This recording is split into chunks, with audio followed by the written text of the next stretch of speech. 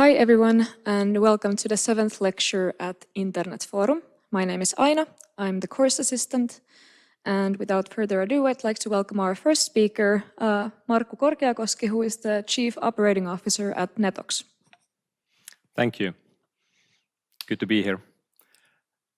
Hello everyone. Today we are going to talk about how the data we share is being used to influence us. This is the data we share online. Briefly about me and something about my background. Markku Korkiakoski, as mentioned, Chief Operating Officer at Netox. We are IT service providers and also heavily on the cybersecurity side. My personal hobby, I would say, is cybersecurity in many ways. I have different hats in Finland, also in Europe, in broader way.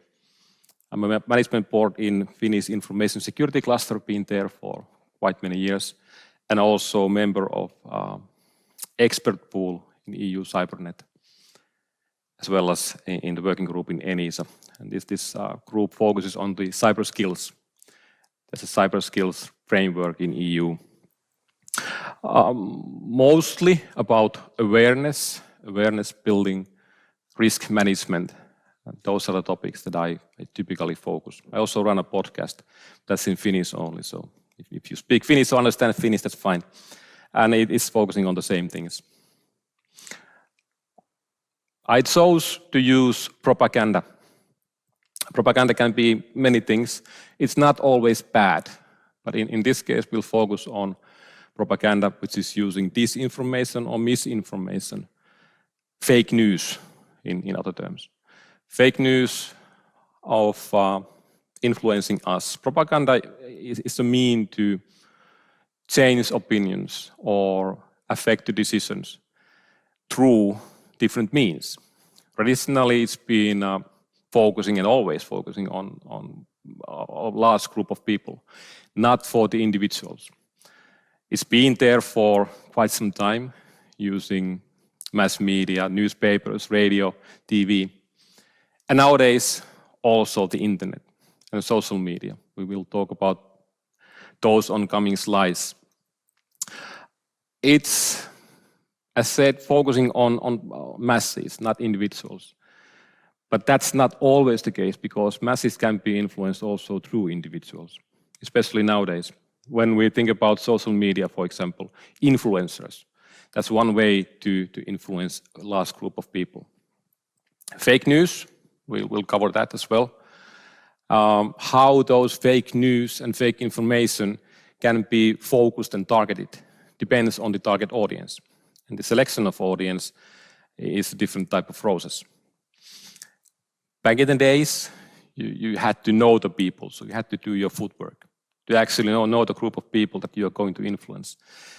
Nowadays, it's far more easier to get the information from individuals and build that as a group for the target audience.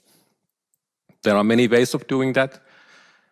Unfortunately, the good things that we have in the internet can also be used in different ways. How to acquire information? There's a business, quite large business globally. These figures are from McAfee's report.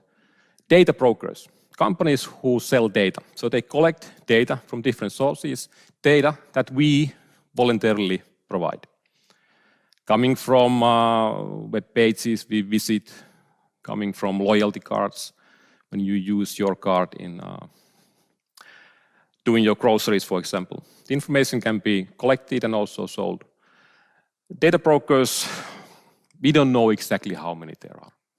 4,000 is one figure. Most likely there are more than that. And they have billions of records of people. That's not all that is being used today.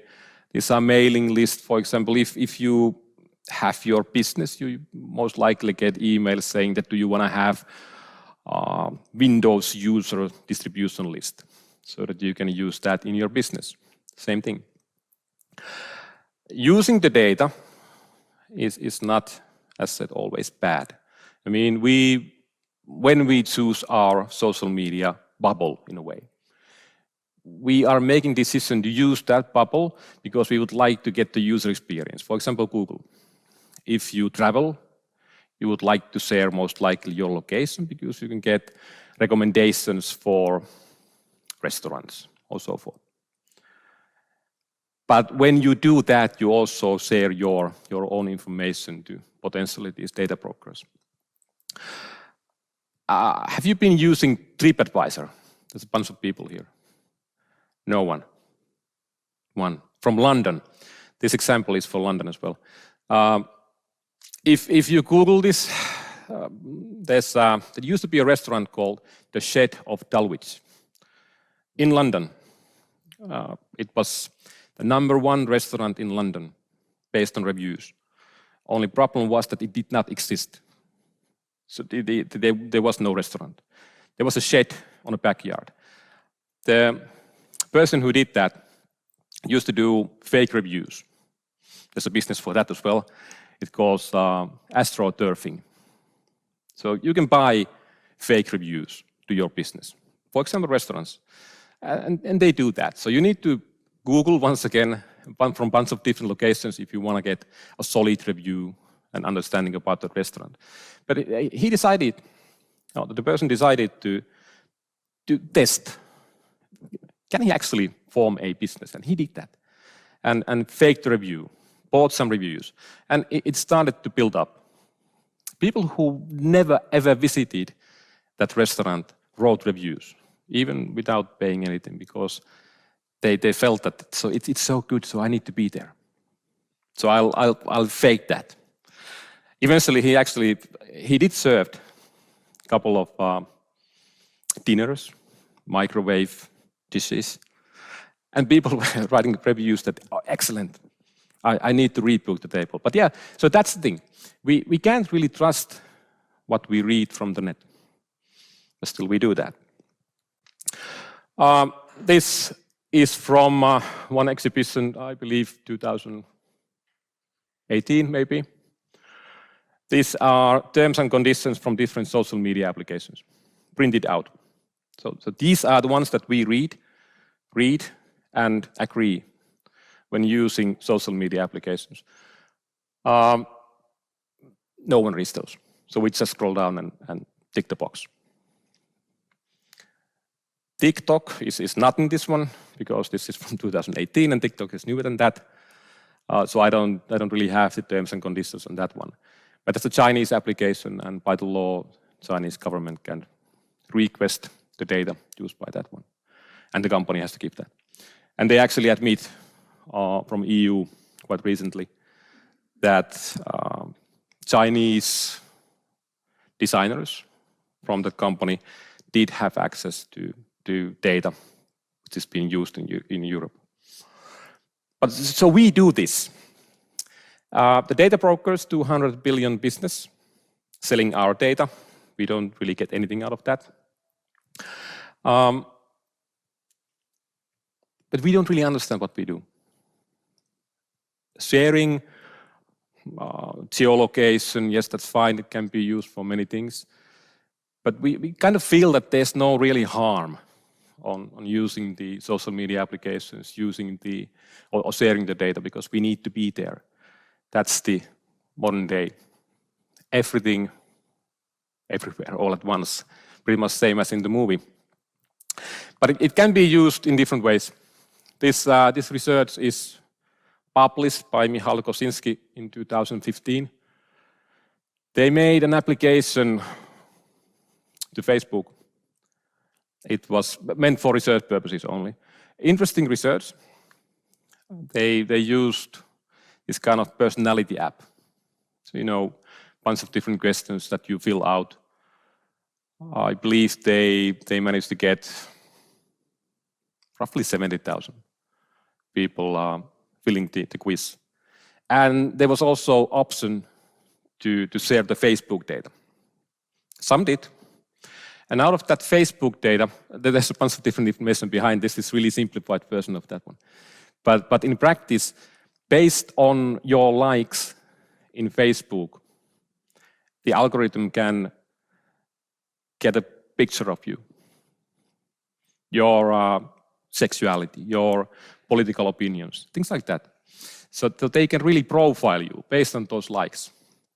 And as you can see from those figures, even with 10 likes, it's as accurate as your coworker. With 70, it's closer to your friend.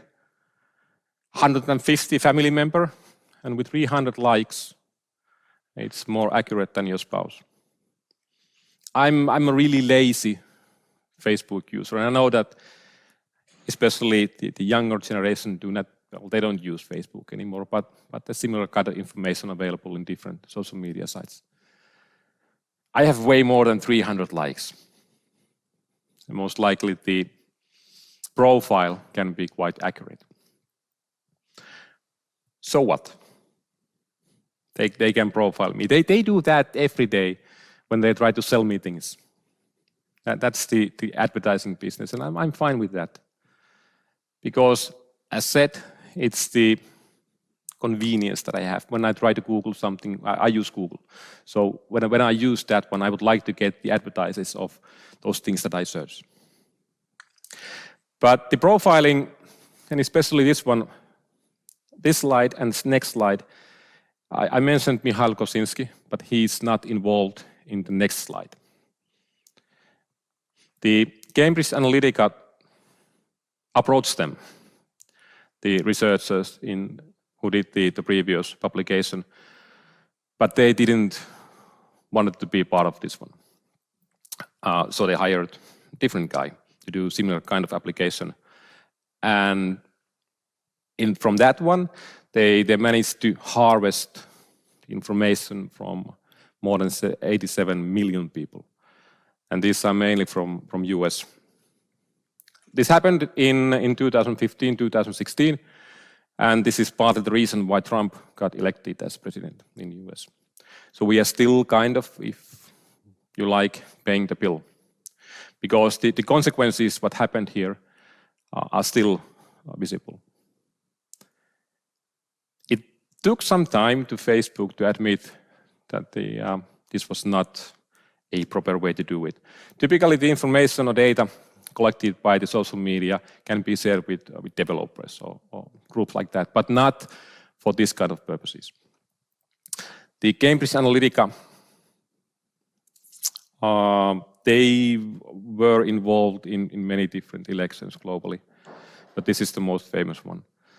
It's unclear still about what kind of algorithms they used. And this was not the only data they used. So this was just part of the data. They had thousands of data points per profiles or groups, using the same kind of data that we had from the data brokers, for example. So collecting all these as a big picture and using artificial intelligence creates extremely powerful tool to influence us. And since we are sharing more or less all of this voluntarily, that happens. In a way, it goes down to trust, how we build the trust. We are still slowly evolving, and the form of trust is still between individuals. That's a typical way. At least in Finland, you need to know the people if you want to do something. Not the same in social media, we share everything online. So if I would ask any of you to give your holiday pictures, your address, information about your family, don't know if you would like to give that to me, you don't know me, but you do that online. Same as me. And the trust, how we build towards those different applications, that's a tricky thing. In the example that I had those printed out terms and conditions, there's one application, Twitter, namely, that used to be a publicly owned company. Now it's privately owned. And that creates different type of challenges, influencing once again. But there used to be this checkbox or the mark saying that someone was verified user. So, for example, I couldn't get that because I'm not a well-known person, so I couldn't be verified as a Twitter verified account. Now, when Elon Musk bought Twitter, he made some changes. He laid off half of the people of the company. But he also changed the way that the verified symbol can be get. So you need to pay $8 and you can get the verified symbol. And what happened, this is one example, someone created an account for Eli Lilly. That's a huge company. They produce medicines, insulin mainly. Someone tweeted that we are excited to announce insulin is free now. What happened? They lost 20 billion of their value because the stock market reacted.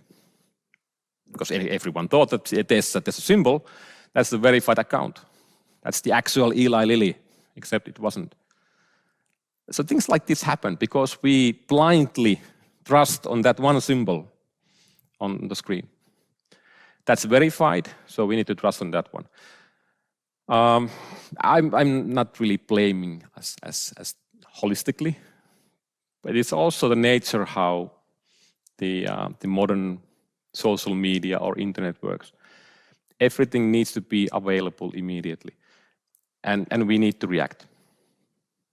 So we don't really have time to check things, we just blindly trust.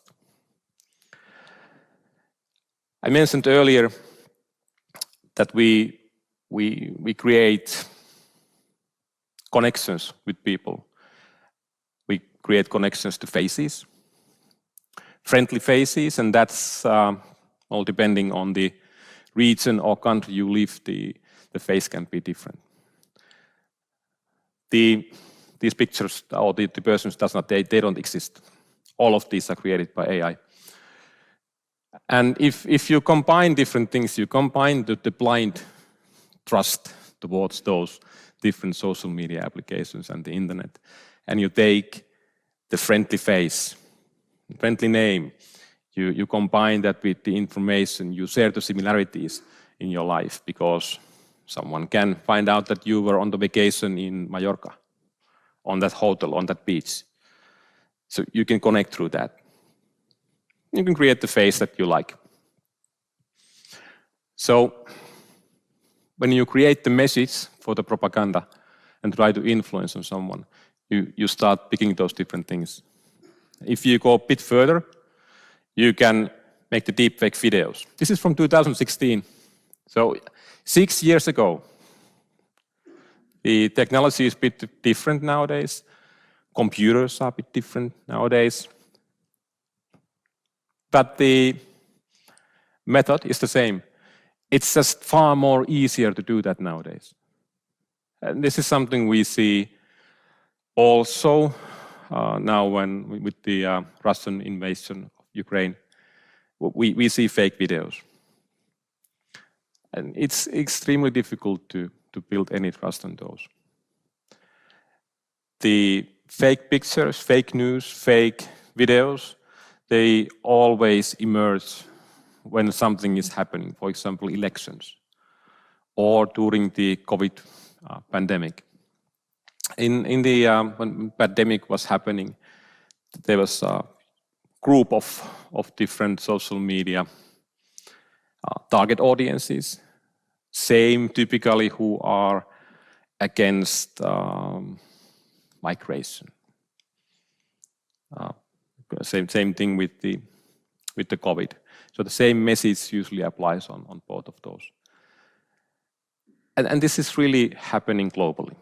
In Finland, we are more or less on the safe side because we rarely trust people that much blindly. We are more cautious on that one. But it comes from different reasons. Not that we are better in any way than any other country. But especially in the Nordics, we pay more attention to the school, how things are taught to us when we are younger. The elections that I mentioned with the Cambridge Analytica, they use different type of methods. In 2016 elections, not just that you can get people to vote for something, but it's also about getting people not to vote, because it's equally important. There was rumors about Cambridge Analytica being also somewhat involved in the Brexit, but that's I don't think it really happened. It's just a rumor, but they've been involved in many different things. In social media side and also on the internet side in general, we do think that there's a way to somehow stop this thing to happen through technology. Unfortunately, I don't think it will happen because of the pace and the volume.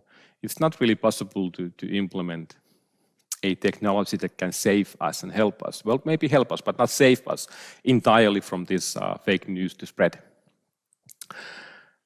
But there is an option and way how we can create more tolerance towards the fake news and the propaganda. Edit is fairly good on this one, and the same goes to Nordics. This comes through my favorite subject, the education. The school systems, how those are built in these different countries, they have certain programs and projects of teaching individuals to learn, to be more wary about these fake news. So trying to get more information about different things and learn how to spot those different fake news, for example. But these are just like small projects. It's not integrated and implemented into the whole system. Lectures like this or courses like this, when people outside from the system, from the school system or education system, can be presenting their views, this helps.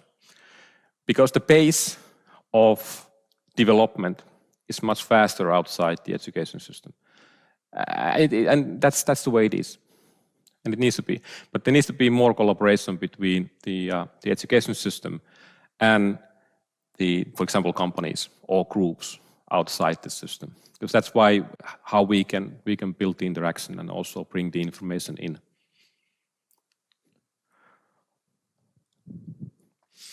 This is from the recent index. Regarding the index, there are also, you need to learn how to read these different indexes. In Finland, we tend to be proud about the DESI index, which is an EU-wide index, describing that how well advanced different countries are based on the skills on the internet. But the index is just an index. You need to go behind those different figures and really understand what they are measuring. It used to be measuring the skills that can we buy things from the internet, can you copy-paste pictures to Word or PowerPoint. And if you could do that, then you are on the top of the list in those skills. Not really the case. So you need to require more on those. So if I sum up, leave some room for the questions. The propaganda that used to be based on those leaflets, those radio advertising, those commercials or fake news on TV has evolved from there. It's moving towards the social media, towards the internet usage, and it's using the information that we provide. And we provide that voluntarily. We tick the box, we share the information, and we don't care about that. Because we think that the information does not have any value. Our information is meaningless, so I can share that. But that's not the case. Because we are under the influence daily basis. Good or bad. Some propaganda can be extremely good. Educating people for the healthcare, for example. But in some cases, it can be really harmful. And we need to be able to find ways to spot that one, to actually react and reply. And the key is the education on that one. Thank you.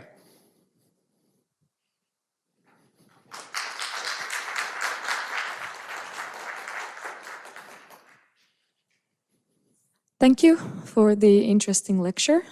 Thank you. Does anybody have any questions?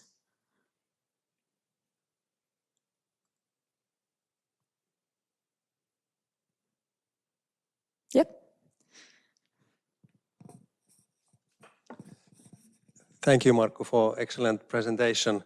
My question is, what's your view on why the Nordic countries are doing so well in this sort of ranking?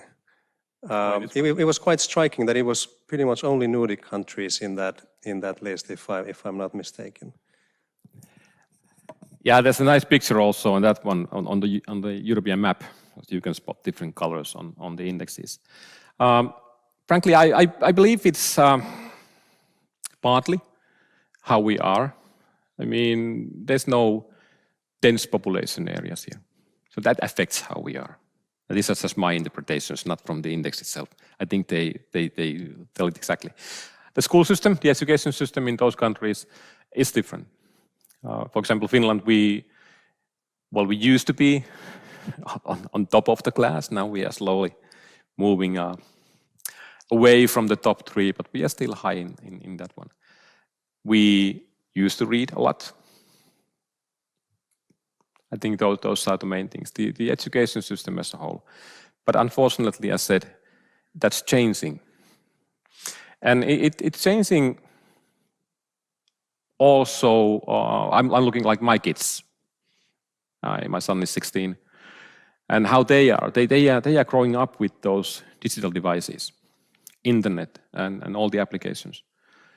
We, as my generation, we think that those are the digital natives. So they know how to tackle these things magically somehow. I don't know how. No one knows. But that's how we think. And that's not true at all. All they know is how to use those devices and the applications. And that's because of the developers of those devices and applications. Not that they know what's happening behind the applications. And that's something that should be in those education systems. I mentioned few programs. That they have something like that in those different programs or projects, but those are for individual schools, not the whole system.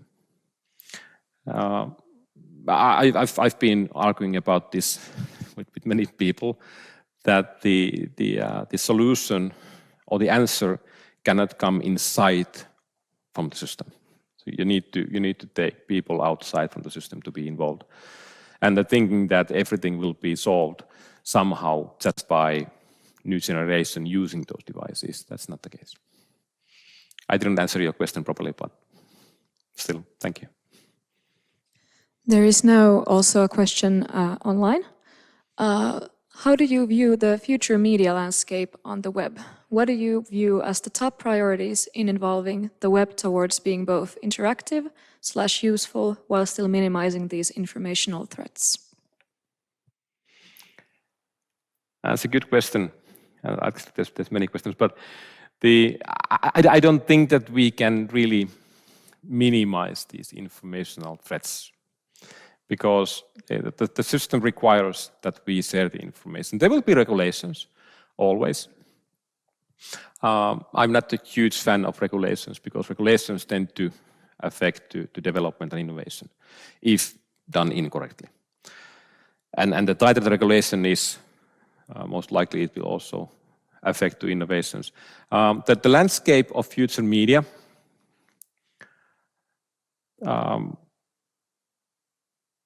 that's a difficult one, because the media changes constantly. I had that one picture from 2018 of the social media, different social medias, and I did mention that TikTok was not there, and that's the biggest application, also for the media. So, not sure how that's going to be evolved. It's going to be more scattered. The traditional media houses are a bit losing this game. Hopefully they will find a way to get back into the game. The top priority is evolving. Oh God. The education. There's no other way. Don't get me wrong. We can invent a whole lot of things, different technologies, different regulations, everything, but without the knowledge and the understanding that how these things work, that's really pointless. So we need to be able to build that. Thank you. Thank you. Are there any other questions here or online? In that case, I'd like to thank you for the presentation. And our next speaker here today is Mikko Niva, who is the Global Privacy Officer at Vodafone. Hello, I'm Mikko. I'm the Chief Privacy Officer at Vodafone. So I look at the data protection and privacy from a global point of view. Before joining Vodafone, I was the Chief Privacy Officer at Nokia here in Finland. Now I'm based in London since last 8 years. And that has been a really kind of like front seat observation point on what's actually happening in the data protection world, the privacy world, in an increasingly geopolitical environment. I think my presentation builds up quite nicely on what Markku was talking about, the kind of like threats of misinformation and so forth. So I will be talking about the drivers behind, well, at least some of the drivers behind the misuse of these capabilities that Markku was also referring to, and potential responses to them.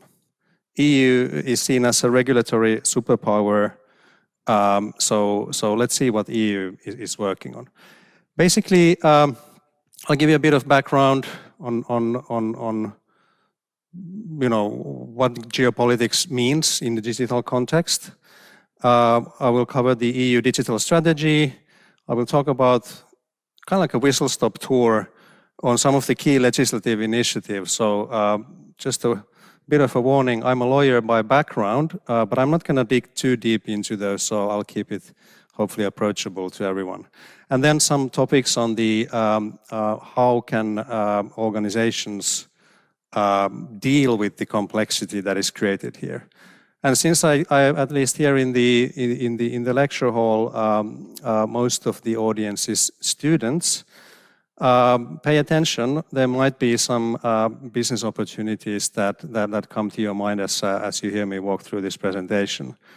I think this is a topic that is going to stay with us for a very long time, in urgent need of very good technology solutions. So on geopolitics, when I started my career, it was all about globalization. It was all about opening up to the world. It was about offshoring. Data knows no boundaries. These were all kind of slogans that we heard at the time. Nobody was talking about social media. There was still the web 1.0. It wasn't known like that at the time. But eventually, geopolitics started to kind of like get into the picture.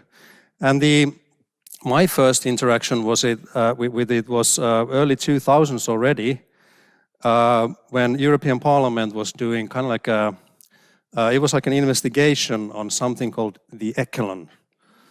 Some of us may remember it if you've been around long enough.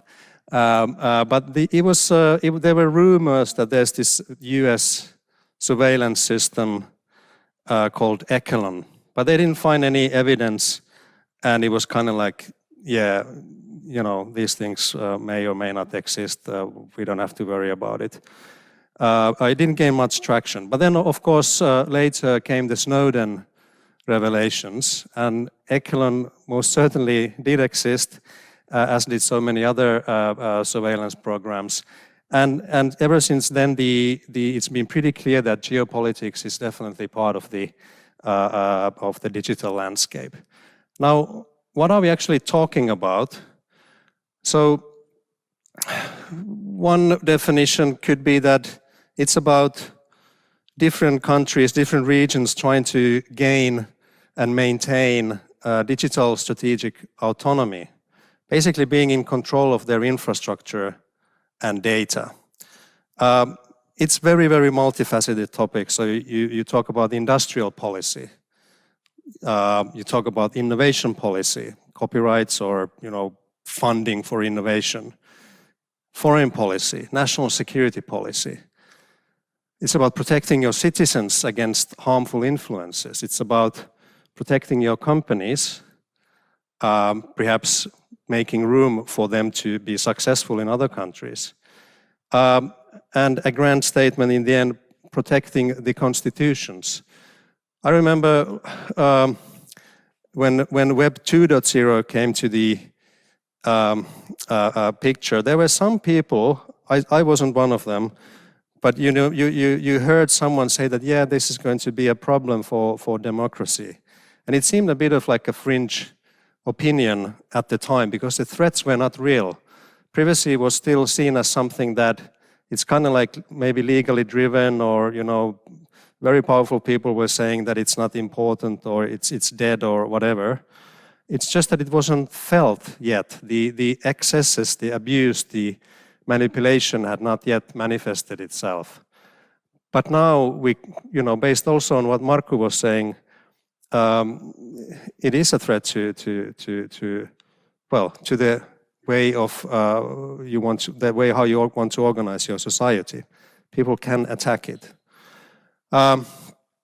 Yeah, so there's many different facets where this sort of like a battle takes place in technology leadership, infrastructure protection, or attacking different infrastructures, perhaps technology standards. That used to be kind of like let's say commercially driven competition, but now we see more and more also like geopolitically motivated standardization efforts. Legal and regulatory standards, different, and so forth. Supply chain risk management is super important. So by that I mean that most companies are not acting alone. They actually rely on other companies around them that are service providers for them. And those companies rely on others. And it's a sort of like an expanding network. So how do you make sure that your supply chain is in good shape? Those are some of the topics. And finally, it's about being able to enforce your own laws.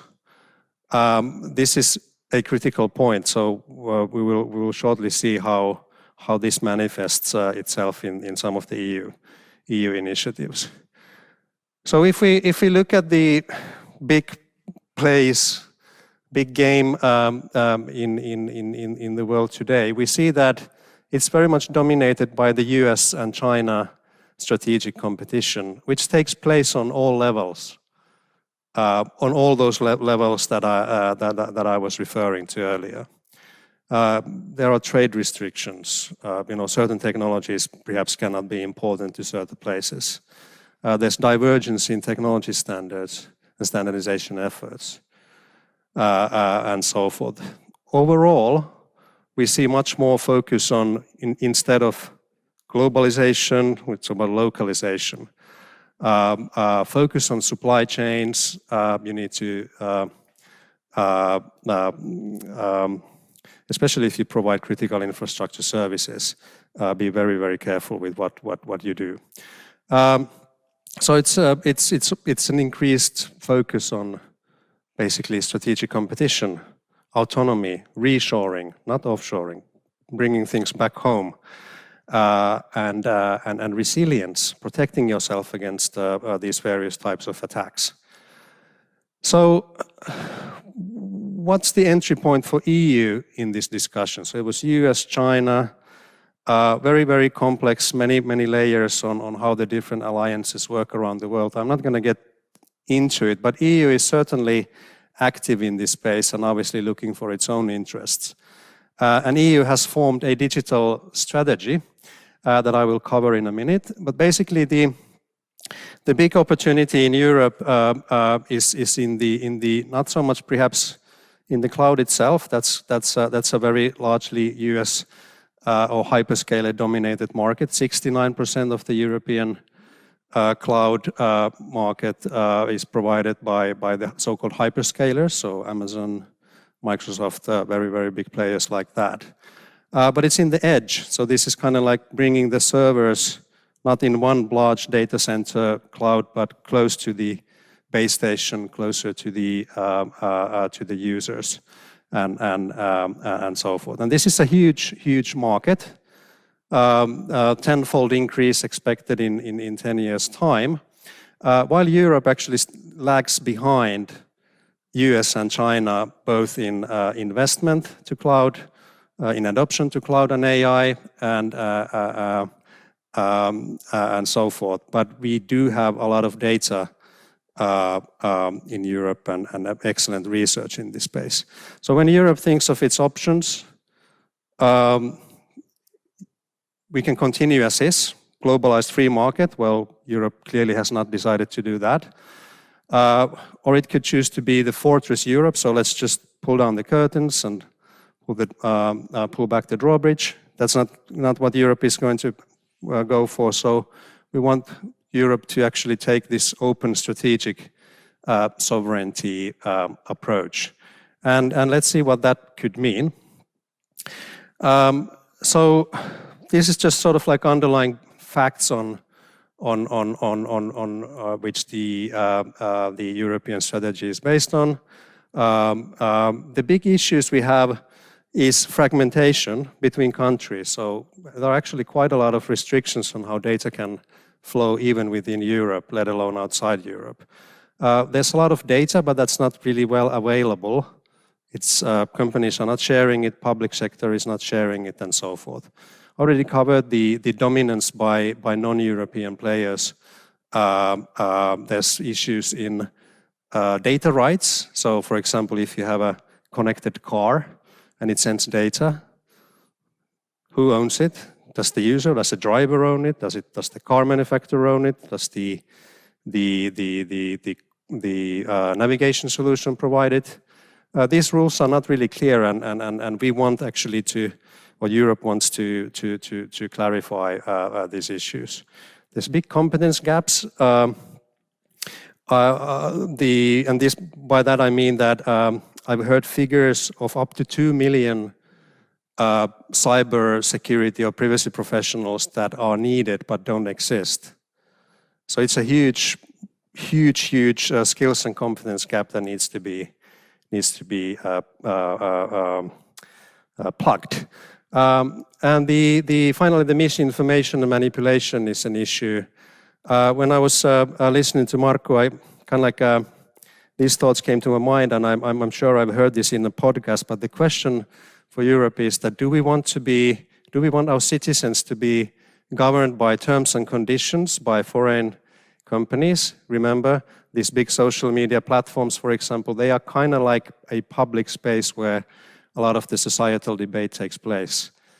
Do we want it to be governed by terms and conditions, or do we want to actually create laws that govern these spaces? And Europe is definitely going for the regulation. So Europe is working for a European way that basically tries to address all of these issues. Increase the flow of data, make more data available, but do not sacrifice privacy. Address issues related to artificial intelligence, make sure that the cybersecurity, the resilience is in place. So lots to unpick there. One of the very interesting ideas in Europe is this creation of common European data spaces. So these would be data spaces where kind of like pools of information, pools of data that are made available to the public, basically. The spaces that Europe is currently working on at least include health, industrial, agriculture. You can see it on the screen. Quite a large variety of different sectors. So basically making this sort of like gathering information from the from other public sector players or perhaps private sector players as well, packaging it, making it available so that people can actually use the data to innovate, to prosper, to create basically new ways of managing the issues that we have in our society. So for mobility data, for example, how do you design a transport system? Well, that feeds into the Green Deal as well. With the data, with the clever use of AI, we can come up with very different type of different societies. The underlying idea here obviously is that it would not be personal, the data that is contributed to this environment. And how to do that without losing the value of the data, I'll get to that in a second. So how does Europe intend to get there? There's almost every problem in digital society was listed in the kind of like issues that we have, and the vision was sort of like having a solution on all of these. So let me just walk you through a little bit, and this is not even all the laws. So Europe is basically creating a digital single market. And this is happening in phases. The first phase is already behind us. The GDPR was the first phase. I'm sure most of us who work in this space were not necessarily fully aware that it was part of a bigger game, but that was the case. But now we are working on the other types of data and how to make that more available. This is a massive package. Most of it is still under negotiation, so it's still changing. So I'm not going to be saying any definitive here because these things typically change.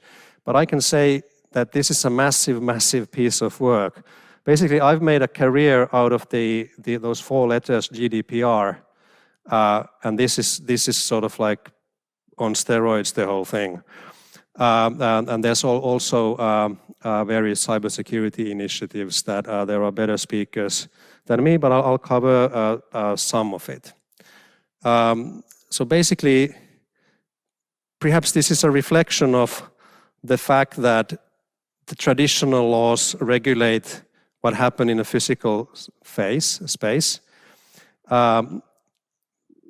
As we know, a lot of the same things and other things happen in digital space, and not always the existing laws and the regulations can be applied as such to the digital world. So Europe is basically trying to get its hands around this entire new way of living. Many would probably, I certainly have been in that camp saying that, well, of course, those new laws can be just interpreted differently.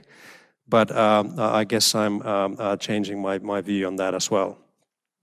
Okay, so let's go through them in just a few remarks. And let me just say that this will be just a scratch on the surface. There's way too much information to be conveyed here. But the first one is the Digital Markets Act. And this is a competition regulation, basically.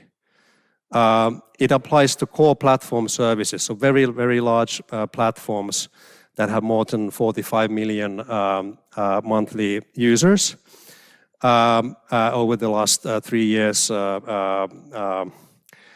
so there's very few companies that this thing applies to, and you can well imagine what they are. But basically the idea is that there's perhaps a monopolistic marketplace now as a result of the network effects. So it's kind of like whoever has the biggest service gets even bigger and bigger and bigger in a logic that is difficult to fight. But Europe is trying. So, for example, these big platforms, if these laws are successful, will not be able to cross-use data from one platform to the other. Certainly they are doing that today.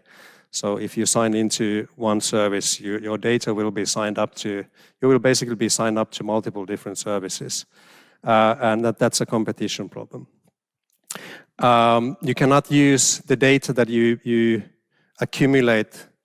Well, if you run sort of like a marketplace where other businesses can provide their services on your platform, the platform provider cannot use that data to promote its own business, to advertise its own business, or to use that data to compete against those others, and so forth. There's a lot going on, and this law is actually going to be effective fairly soon, and there's very, very big fines. So 10% of the annual global turnover, and we are talking about companies who will have turnovers of in their billions.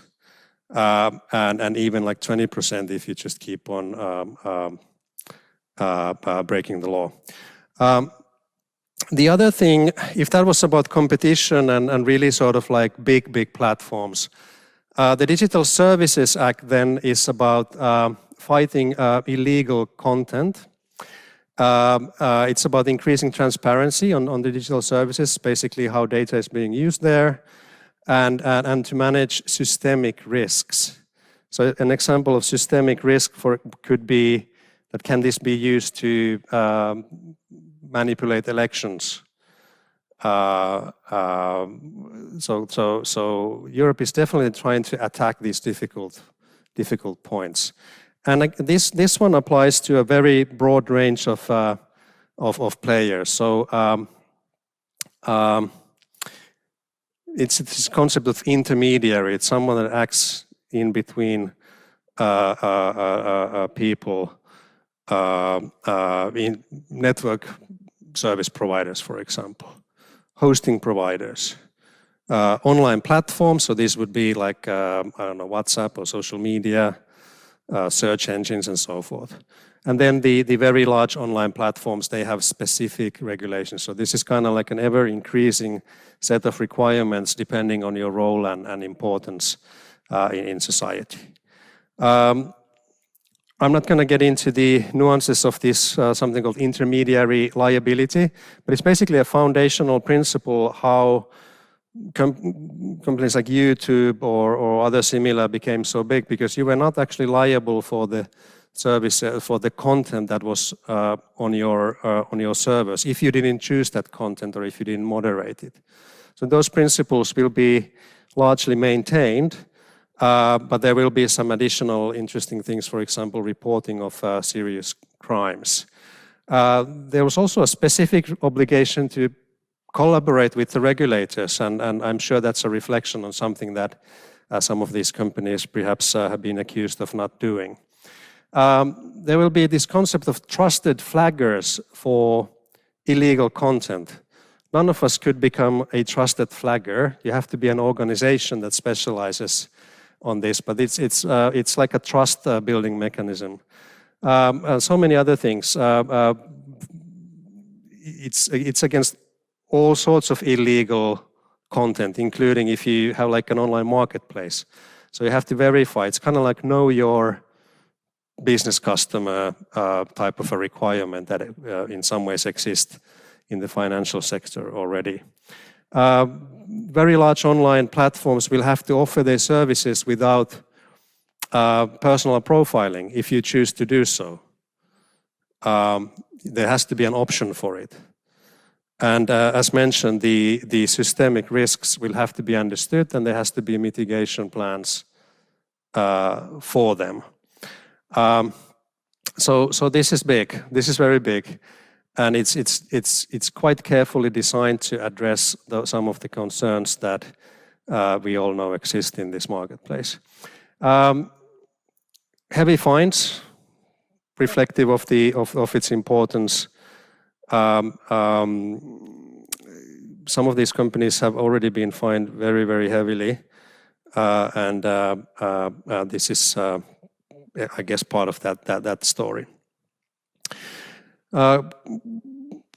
One of the problems was, so if that was competition and sort of like a safe online marketplace, the next two laws, Data Governance Act and the Data Act, are about making more data available. The best way to perhaps describe the purpose of the Data Governance Act is that it basically sets the framework for trust it tries to govern the environment in which data supposedly is then being shared. And so that applies to public sector bodies, for example, those that maintain those data spaces. Data intermediation services, so these are kind of like data brokers who act in the middle, but it also introduces this interesting idea of a data altruism organization, which is basically a non-profit way of making data available.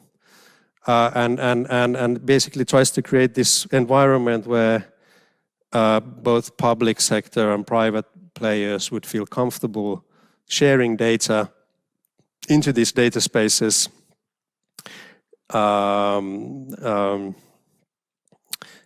which today don't exist. So that's what this law is trying to achieve.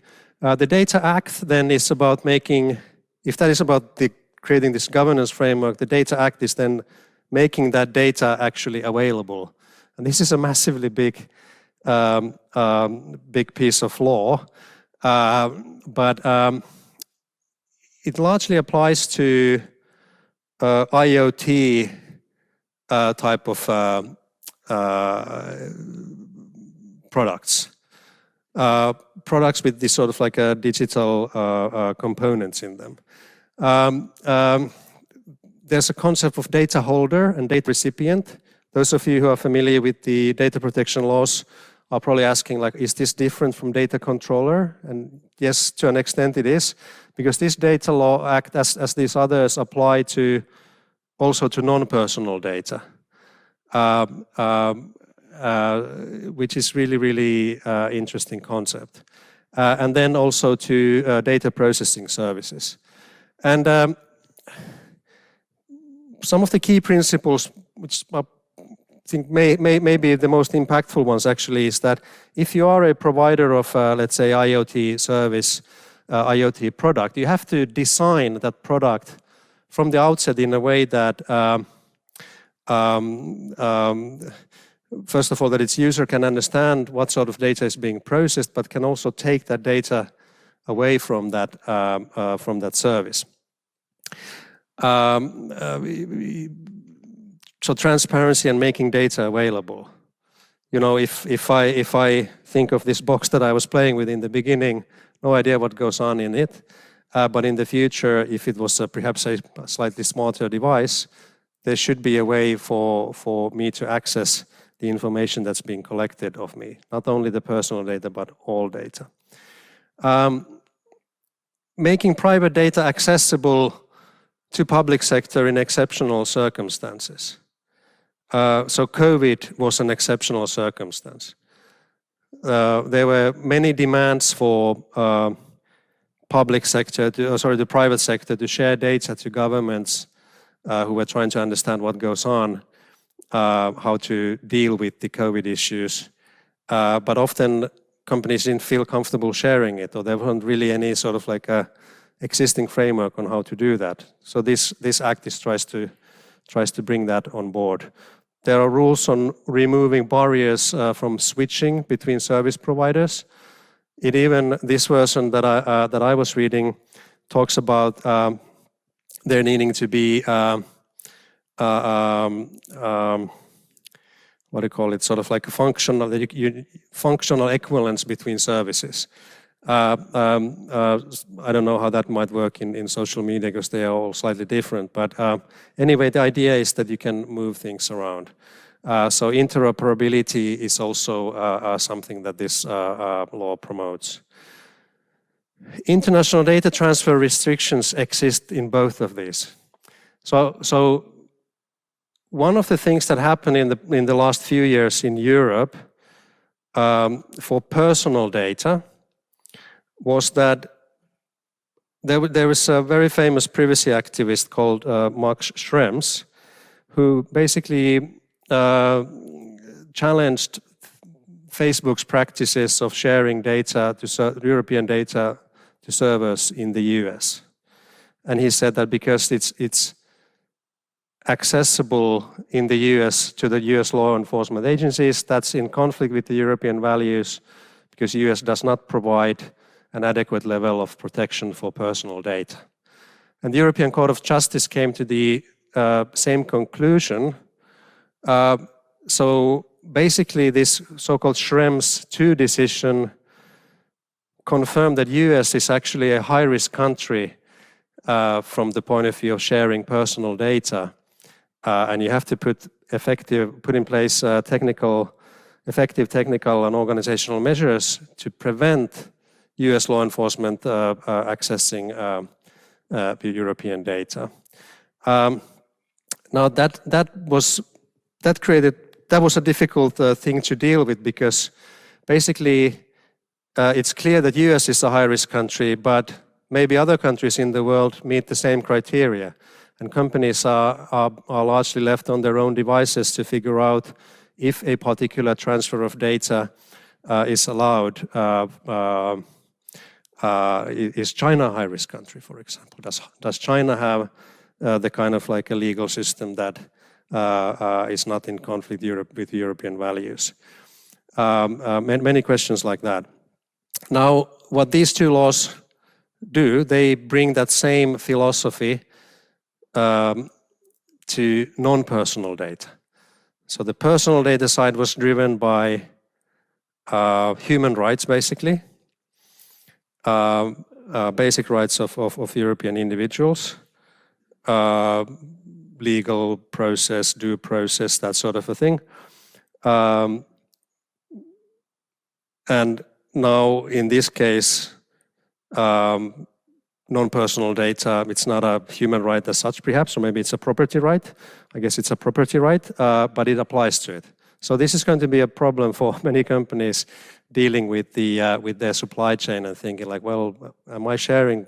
What data can I no longer share to my supplier in this one country?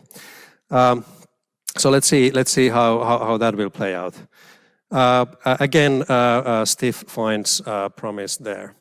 And finally, getting to the Artificial Intelligence Act. I'll talk a little bit more on this because it's such an interesting thing for me. But basically, this is about managing the, well, if the Digital Single Market Act and the Digital Market Act was about kind of managing the algorithmic risk, this is probably managing the AI risk through various types of controls. So it applies to AI systems, AI providers, AI users. Even if you buy an AI system from someone else, you have to. There are certain rules that apply to you. And there's these four categories of AI: prohibited AI, and high risk, and so forth. And I'll just walk you through those in a minute. And this is seen again as a pretty serious matter. So very stiff fines are proposed to these things. Let's have a look. So prohibited AI is something that presents a clear threat to the safety and livelihoods of people. Now, this is a pretty, not very often do you see any law basically prohibiting a certain type of activity altogether. But this one pretty much does. So subliminal manipulation, it's not going to be okay. Facial recognition in public spaces for law enforcement purposes. There are a few exceptions, but it's not something that aligns with European values to have, let's say, a credit monitoring system. Exploiting people's vulnerabilities, absolutely prohibited, based on your age, for example, children or various disabilities might come to mind. So that's a no-no, cannot do it. So this is part of the European way. I think this is pretty big. High-risk AI then is something that you can launch services that would be in this category, but there are then rules for it. So high-risk AI is everything that has to do with biometric identification, for example, or AI tools to run critical infrastructure, network management systems, for example. AI solutions on the field of education, employment, sort of like selection of candidates to be interviewed. There are famous cases here that where this problem kind of like started to become real. Because the AI basically replicates all the bias that exists in the society. Because you run the AI with data, you train the AI models with data that in some ways replicate what you have in society. So if you have bias in that data, the AI will just replicate and quite likely amplify that bias. So an example from an employment context might be that the AI that chooses based on CVs the candidates that should go for an interview, it doesn't put forward people with certain types of names that imply certain ethnicity, because according to the data that was used to it didn't find enough successful people with that kind of names who have been very successful in their work. And that's, of course, a bias that exists in the society that should not be replicated in this way. Migration, asylum, border control, legal systems. Can you use AI for the courts to basically just determine the judgments? Hopefully not. So if you are working with these high-risk AI systems, you have to do a risk assessment and try to understand what are the possible impacts of this system. You have to have careful quality monitoring on what is on the type of data that you use to train the AI. You have to document what you're doing. Often in AI, you hear talks about like black box, that something goes in and something comes out and nobody knows what happens in between. You kind of like lose control of the AI. That may be the technical reality. The regulatory reality is that EU doesn't want that to happen. So you have to document the system and the logic. Quite interestingly, and you have to log. The system needs to create logs so that it's possible to then understand what went on in that system afterwards.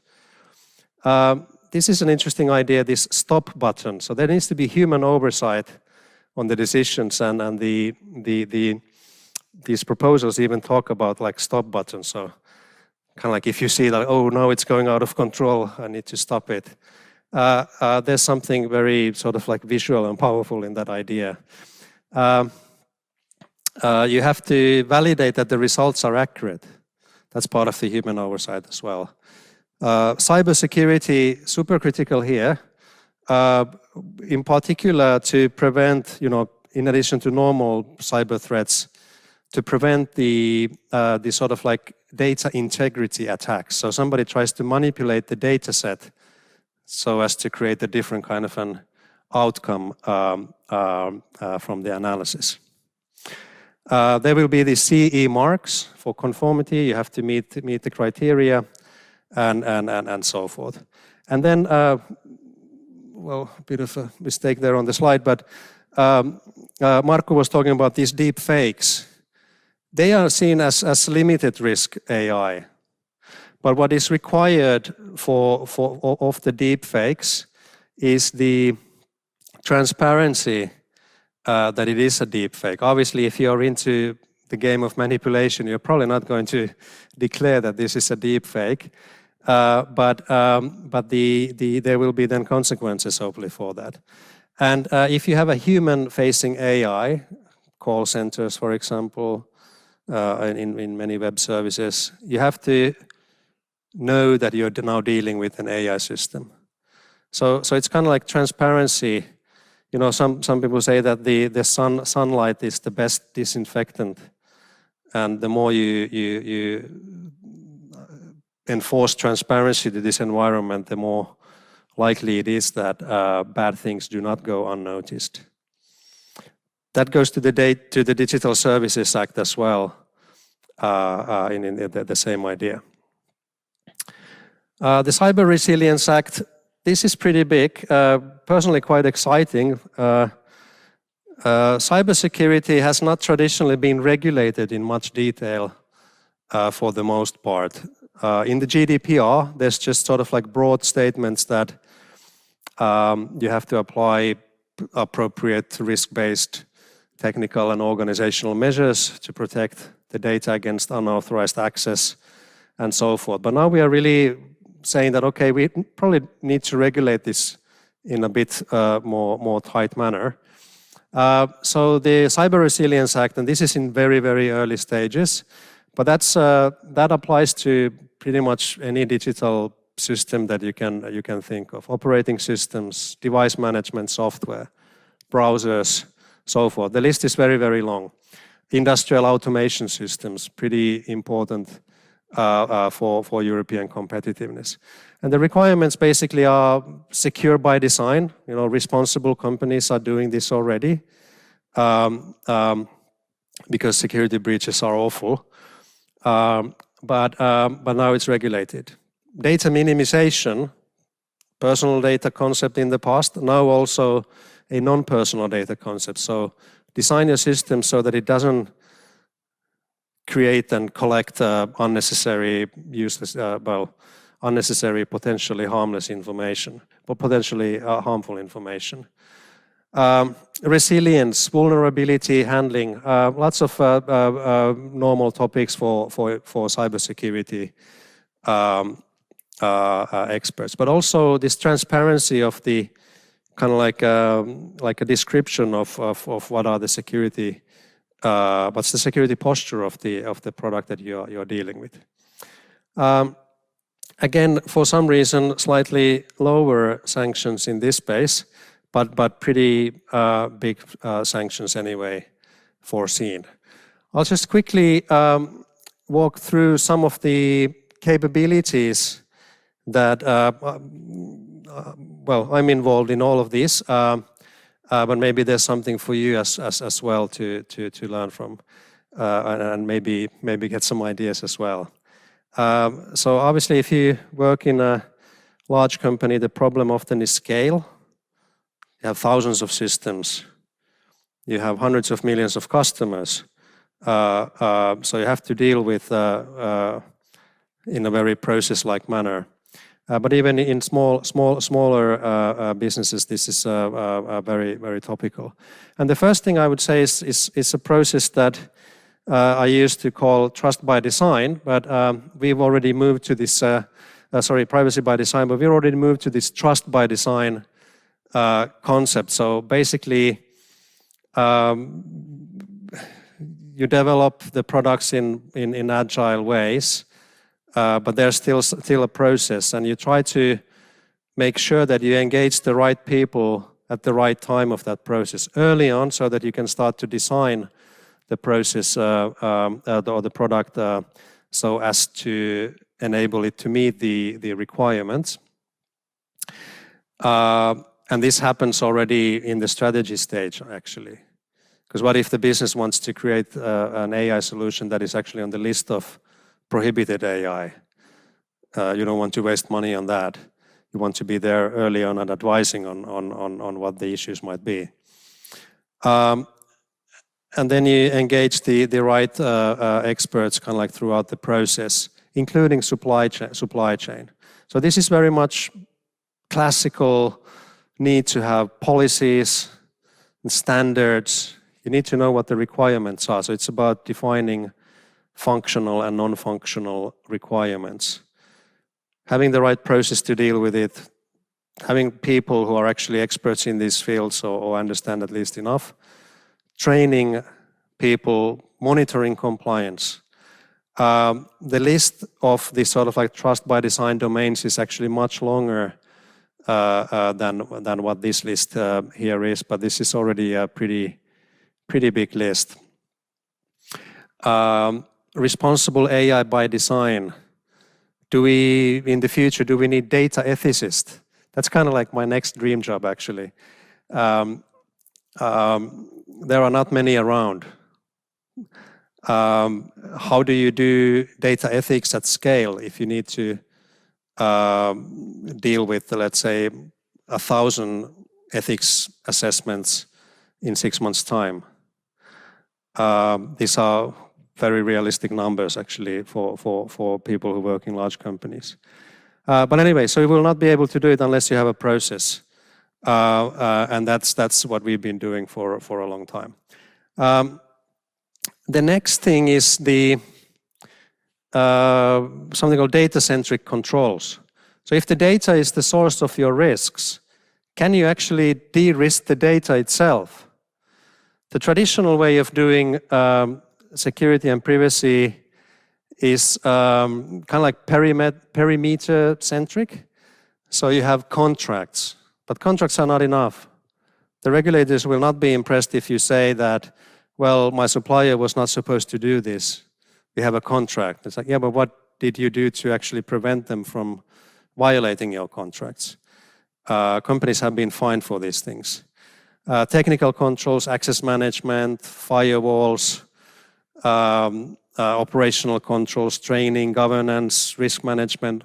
All of these are kind of like trying to, there's a dangerous object and we'll try to protect that dangerous object from hostile influences.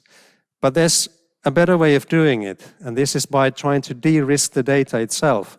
And this is a very, very rapidly evolving area of innovation. There are people with job titles such as privacy engineers. We have started to employ privacy engineers in the company that I work for. And these are people who are probably people like you, engineering backgrounds, computer scientists and so forth, that are applying their brain to come up with better encryption methods. Pseudonymization. So pseudonymization is something that you have identifiable data, but you basically mask it in a way that I know what I have a key to unlock it, but if somebody looks at it, it's not yet it's not directly identifiable. Anonymization is a very high standard, and often if you anonymize data, you kind of like lose the utility of that data. I recently worked on or been involved in projects around synthetic data. That's exactly what it is. It's not the real thing at all, but it's like the real thing. So you may have heard a concept called digital twin. So you may want to create like a model of a call center, and then run that model with data to see sort of like if I make some changes, how does it impact the actual call, the behavior of the call center. You can do that with synthetic data. You don't have to do it with real data. All kinds of use cases emerge for this. And this is basically fully de-risked data with no regulatory barriers, at least not from a privacy and data protection point of view. Often, if you're working with sensitive data, there are regulations that prevent you from doing what you wanted to do with it, unless you have the consent of the customers, for example. Synthetic data is a way to avoid many of these things. So this is, like I said, it's very, very rapidly evolving. Just very recently, concept called confidential computing emerged. So encryption, the traditional problem with encryption has been that you can use it when you transfer the data, so protected against man-in-the-middle attack, or when it's stored on the servers. But if you want to analyze the data, if you want to process the data, you have to decipher it. And this is the moment when it's vulnerable. Confidential computing promises that you can actually use encrypted data. And that's really, really powerful. It then provides a completely different kind of protection for it. And these are very, very good controls to deal with the issues that the European Union is also trying to deal with. Protect data on cloud solutions against foreign access, for example. All very necessary. I said that anonymization is difficult. I'll give you just one example. Mobile data. To anonymize it is very difficult. So on the your left, you will see that these are kind of like roots of individuals. Looks pretty anonymous, but clever data scientists can break that with very little effort, especially if they have at least some demographic information. If it's a woman, age, for sure. Because our kind of like location fingerprints are quite unique actually. So regulators would not consider that anonymous unless you do something else with it. But on the right-hand side, you have a different case. That's from one of the projects that we have done. Basically, there was a need to understand where is the traffic, where to build a new bridge in UK. So it's aggregated to a high level, totally impossible to decipher. Obviously, you cannot use this fully anonymized data to make any recommendations to anyone, but you can still achieve any individual for marketing. But you can still derive the kind of like societal value. And when the regulators or Europe was saying that, well, there's a lot of data available or out there that should be available, but it's not. This is the kind of things that they are talking about. Okay, let me just move forward. So I mentioned the data ethics, and this is just kind of like our framework, a very high level description of it. But we have developed this thing that we call human impact assessment. It's much more elaborate than what you see here. But basically, when we wanted to understand that how does a particular AI case or data analytics case might apply to individuals, we have this sort of like a set of questions that we ask ourselves. Can someone die as a result of this? Pretty dramatic starting point, but these are actually pretty real things. Some of them are very tangible, some of them are less tangible, but that's basically a way to walk through a huge number of different use cases in a repeatable and fairly standardized way. Well, IoT, maybe I'll just say a few words that the aggregate impact, it's kind of like sum of its parts. So if you think of an ecosystem and you want to provide an ecosystem that is trustworthy, you have to make sure that everyone in that ecosystem is trustworthy. An example that we were working in my company was that we created rules for if you wanted to be like an IoT supplier for Vodafone, you had to comply with these sort of like trust by design principles. So if you were a IoT device manufacturer, there were certain requirements that you have to meet. The applications, the analytics, you had to have privacy policies, you had to ask for permissions and things like that. And I think that's more and more what responsible companies need to be doing to protect these new digital ecosystems. I guess it's time to get to conclusions. I would say the geopolitics is here to stay. It's not going to go anywhere. We have to deal with it. Europe certainly is dealing with it in its own way. Big time regulation coming. It's going to be impacting everything that we do in the digital space. It's going to be heavily sanctioned, and organizations will have to be ready for it. There's a lot of opportunities for innovation especially in the de-identification space. So if you are working on that area, it's a good field to be in. Lots of job opportunities as well. So am I hopeful? I think Markku was a little bit perhaps on the fence. I'm probably also on the fence. I'm very happy to see that we are doing something about it. Are we doing the right things? Probably not all of it is right, but through trial and error we'll probably get there. This is too big of an issue not to be solved as a community. Okay, so that's it. Other questions? Yes, there are. Yes, there are a few online questions. The first one is, do you expect non-EU companies might prefer to close their services in the EU due to the increased regulation? If so, do you view it as an opportunity and a boost for EU-based service and companies for both new and old ventures? Well, Europe is a very, very large trading space, so I don't think many companies would very easily choose not to be there. Companies have been adapting to the European regulations already in the past, and I think that will definitely continue. There are initiatives in Europe, for example, Gaia X.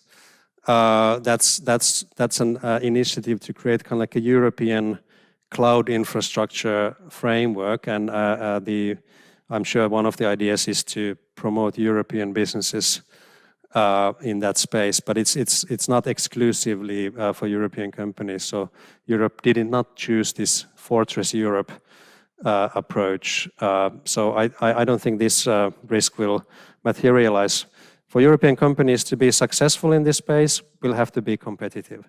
But at least we are trying to, well, Europe is trying to create a more fair marketplace for it. The next question is, while the EU is often commended as a global trailblazer when it comes to customer and data protection regulations, to what extent do you fear the restrictions might stifle innovation and overall tech business environment in Europe? Well, maybe it stifles some innovation, maybe it creates room for other innovation. I would take a more positive view on it. This was a debate during the GDPR consultations as well. I'm not sure if innovation stopped when GDPR became effective. Probably changed direction a little bit, but again, I think this is too big of a battle to lose. So innovation is promoted, but also other values are promoted. Protection of our citizens, protection of our way of life. So yeah, we'll find the right balance. And the last question online is, do these different acts, such as the Cybersecurity Act, apply to all companies or organizations, or just ones at a specific scale? For example, let's say that a smaller company turning over less than 100K a year has a serious data security issue. Will it have to pay the 15 million fine as well? Well, many of these laws apply to different kind of players in a different way. So there's no one answer to that. And of course, the fine, it's up to. So the regulators don't have to give that fine. So for a small company, it's unlikely that they would get a 50 million euro fine. Unless it's, that would be a bankruptcy level fine, basically. So I think all companies will have to be mindful of the fact that there's enforcement. And by the way, if you think like, do we have to be worried about enforcement? Is it just sort of like an empty threat? Under GDPR alone, more than 2 billion euro worth of fines have been given in more than, I think, was something like 1,300 enforcement actions. So Europe has shown its readiness to use these instruments. Most of these fines or the very high volumes come from very large companies. But companies of all sizes have been fined. All right, thank you. Are there any questions here?